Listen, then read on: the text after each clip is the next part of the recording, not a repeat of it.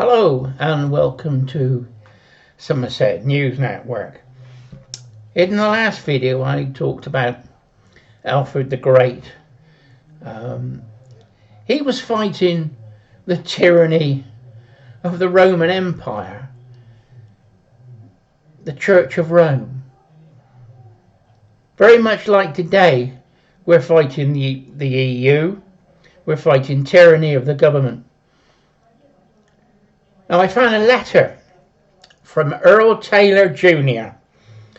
from the United States, written in 1998, and he looks into the history and what our rights were and how they were diminished pre-1066 up until Alfred the Great. He explains about Alfred the Great. We'll go into that a bit more later. So what I've done is I've taken the text and I've got an AI program that'll read it out to you. This is Earl Taylor talking to a friend in his letter about Alfred the Great. The contribution to liberty of England's greatest king. We are indebted to Dr. W.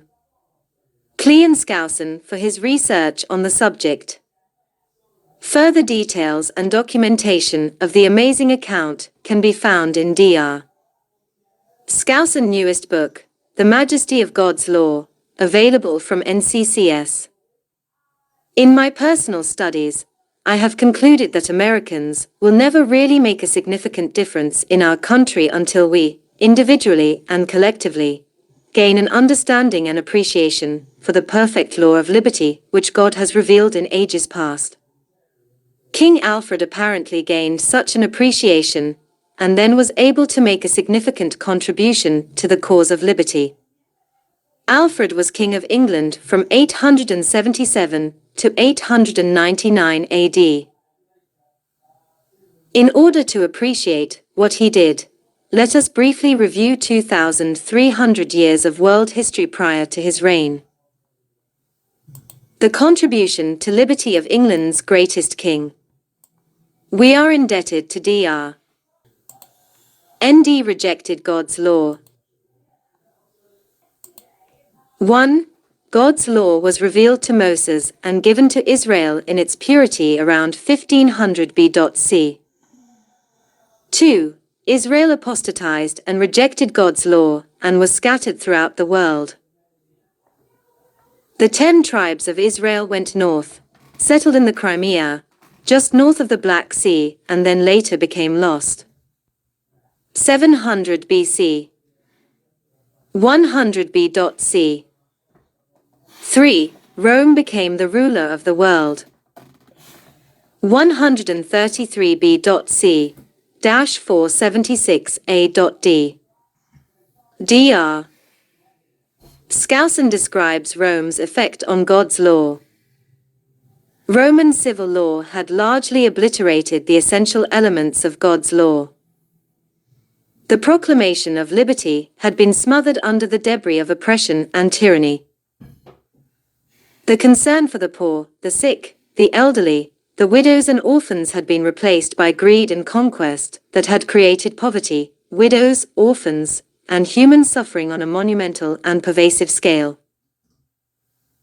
The statutes that provided for the punishment of crime and reparation to the victims of crime or torts had been forgotten by powerful potentates who perpetrated these crimes themselves and used their religious or secular power to escape unscathed. The moral code of the commandments and the statutes had been debauched to the point where Edward Gibbon in his Decline and Fall of the Roman Empire describes immorality and depravity as major factors in bringing about the collapse of the Roman civilization. The worst thing that could have happened to people living under the new covenant of Christianity was to have the Roman Emperor, Constantine, take over Christianity and adopt it as the official religion of the Roman Empire in 313 AD. By this means the Christian Church and the Roman Empire were combined, and any objections to radical doctrines by traditional Christians were put down by the sword. The divine organization of the people, both under the Mosaic pattern as well as the apostles, was completely altered by the gradual adoption of a dictatorial hierarchy structured after the political dominion of Rome. The formalized creed demanded by Constantine created theological confusion and sometimes open warfare in the centuries that followed. It was apparent to America's founders that God's law, in its historical and prophetic sense, had lost its opportunity to radiate the bright human hope for freedom, prosperity, and peace which it had produced for the city of Enoch and might have produced for ancient Israel. In its place, the Dark Ages had taken over. The Majesty of God's Law, pp. 291-2. 1. A group called Yinglings leave the Crimea area, where the 10 tribes disappeared, and migrate to northern Europe. They carry with them elements of law and government from ancient Israel, but religiously, they turn pagan. 65 B.C.-450 AD.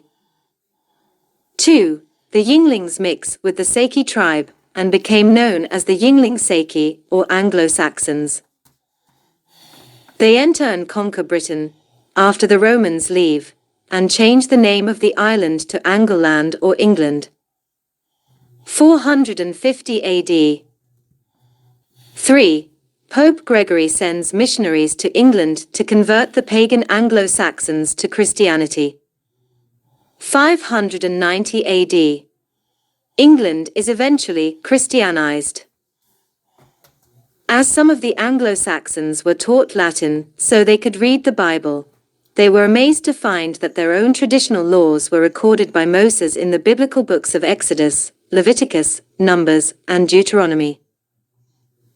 The pagan Anglo-Saxons had never written these laws down, but had memorialized them from generation to generation right along with their poems and traditional stories. You see what I mean? This is talking about the history from the time of Moses to the time of Alfred the Great, which was 877 to 899. Now, Earl Taylor goes on to explain about Alfred the Great's thinking. He was against the tyranny of the Roman Catholic Church. Now that didn't get solved to Henry VIII, because we know the Normans came over in 1066. They built castles and churches and controlled the people via the church. They put levies on people. You paid a tithe tax, and the church would keep a certain amount of grain, allegedly for bad times when you had a bad harvest, but they'd also sell it and make a profit. You know, the tyranny is still the same. It's under a different disguise. You know, it's called climate change now, and net zero, and charging you to go into towns with a car into London. It's £12.50.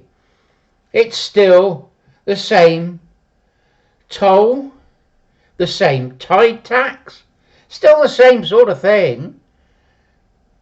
Your tyranny of taxation on the people. You go to work, you earn money, and they take it off of you. Now, my way of thinking is we got to decrease the civil service, stop government spending, and give the money back to the people. If the people had more money, they could spend it. If they could spend it, people would do the work. And if they can do the work, they can earn money and then spend it. The government would still get its money through VAT. They were going to get 20% of it anyway. That's why When Maggie Thatcher was on about the black economy and screaming and shouting about it, they let it go. They didn't know anything about it. Because the black economy back then was keeping the country going. I expect it is now. Because if you're working for cash and working on the side, or if you're working weekends for cash, doing gardening or whatever you do, bit of building, painting, decorating, you got £100 cash in your hand, it's only really worth 80 quid. Because when you buy something, you're going to pay 40% tax. So the government's getting their money anyway. So they didn't worry about the black economy. But the same tyranny to restrict the people and to tax the people with the idea that the government are going to make everybody happy is still here. And it was happening back then. Alfred the Great tried to solve the problem. He couldn't get an answer, so he solved it himself. And this is Libby again, the AI reader, reading Earl Taylor's letter to a friend about Alfred the Great.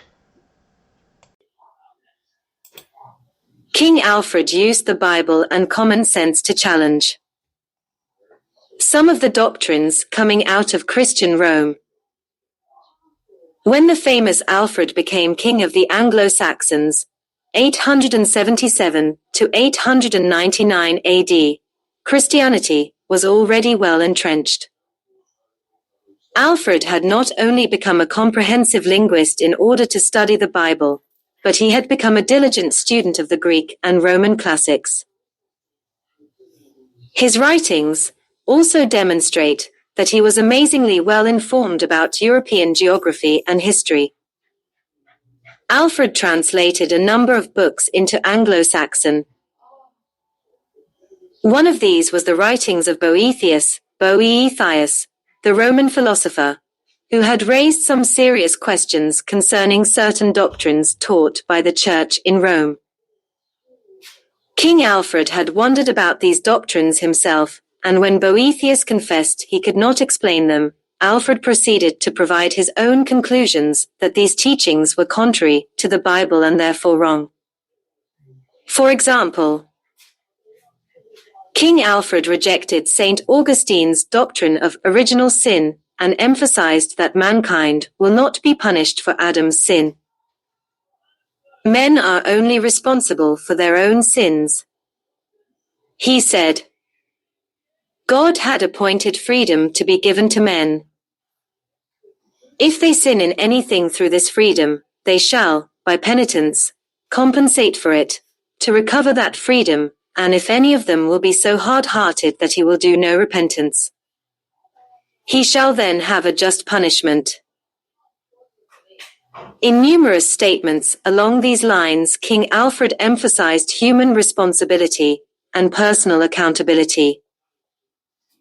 Contrary to Augustine's doctrine of election and predestination, he insisted that God is not an arbitrary, whimsical deity who rewards or condemns without a cause.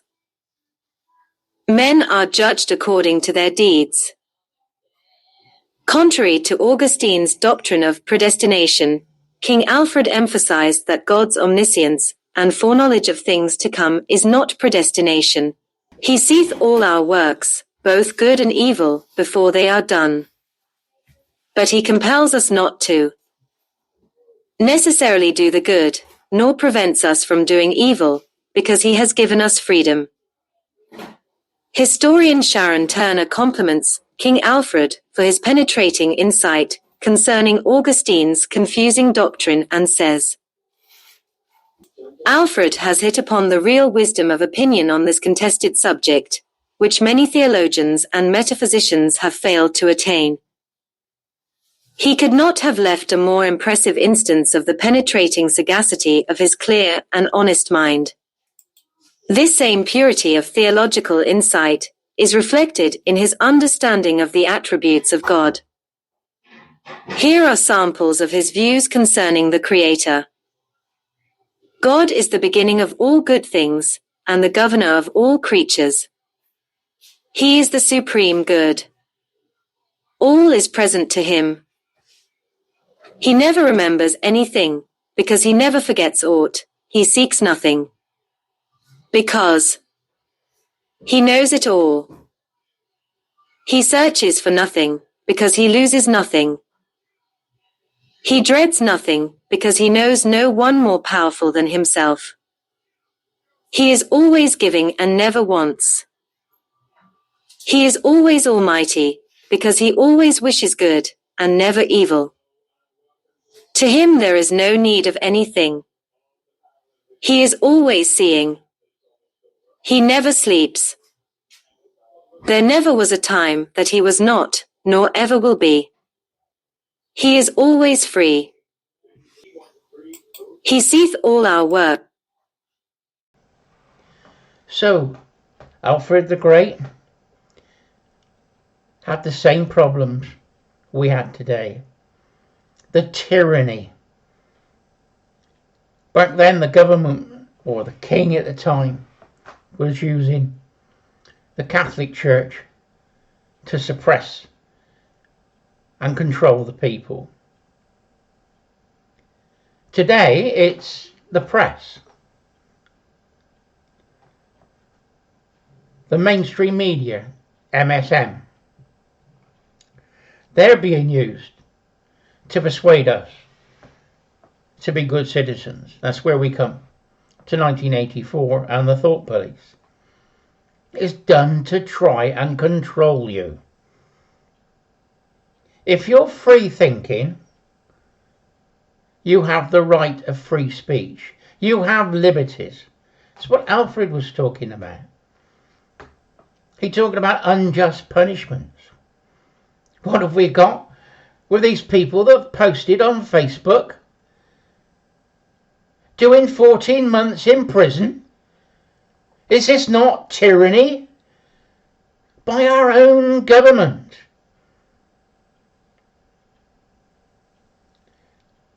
Starmer is supposed to be a human rights lawyer. He's supposed to understand about our rights, our liberties and our freedoms. And he's nothing but another dictator. You know, in the Civil War, the people fought the king. The problem wasn't solved with William the Conqueror. He became the protector, but the problem between the crown and the people and how to govern was not solved until 1689, when William and Mary came over and James II disappeared. James II, once again, the tyranny of a Catholic government. He used what was called the divine right of kings. What I say goes. Is that what not Blair used to go to war in Iraq? He said he was using the right of the crown. The Bill of Rights took that power away from the crown and gave it to Parliament. It did not give it to the Prime Minister. Now we've got a Labour government who we believe is being controlled by Tony Blair and his friends. And they too put out dictates. Like, we're going to do this, we're going to do that. Then they realise they've got to go to Parliament. And the Labour government, the MPs, look like they're going to rebel on some of the issues. But it's like he's making a decree that it will happen. Labour government has got such a majority, it more than likely will happen.